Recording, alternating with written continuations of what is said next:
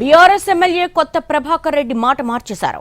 తాను ప్రభుత్వాన్ని పడగొడతామని, ప్రభుత్వాన్ని తీసేస్తామని చెప్పలేదన్నారు. 5 ఏళ్ల పాటు కాంగ్రెస్ ఉండాలని కేసీఆర్ కోరుకుంటున్నారని తెలిపారు. కాంగ్రెస్ 5 ఏళ్లుంటే మనం 15 ఏళ్లు ఉంటామని కేసీఆర్ చెప్పారని వెల్లడించారు.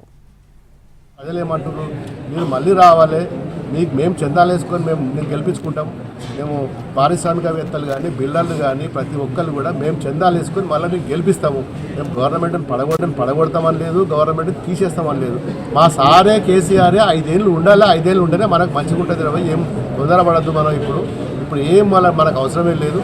కేసీఆర్ గారే స్వయంగా అప్పుడు 5 ఏళ్ళు వాళ్ళు ఉంటేనే మళ్ళీ మన 15 ఏళ్ళు మళ్ళీ మనం ఉంటాము. ఇప్పుడు డిస్టర్బ్ చేయొద్దని చెప్పి ఆయన చెప్పిండు. మీరు కేసీఆర్ ఆత్మ ప్రభాకర్ రెడ్డి అన్నప్పుడు నిజమే, నేను కూడా దాన్ని కాదంటలేదు.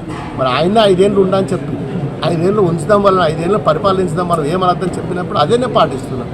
కానీ తప్పులు ఏం చేస్తున్నా గది నేను చెప్తున్నా, తప్పేముందని నేను చెప్పింది ఏంటి, ప్రజలు ఏమంటున్నారు, మీరు మళ్ళీ రావాలి, మీకు మేము చందాలు వేసుకొని మేము గెలిపించుకుంటాం.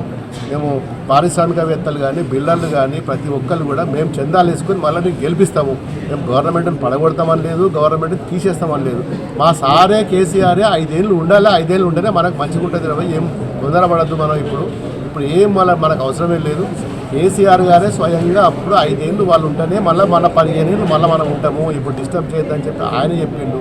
మీరు కేసీఆర్ ఆత్మ ప్రభాకర్ రెడ్డి అన్నప్పుడు నిజమే, నేను కూడా దాన్ని కాదంటలేదు.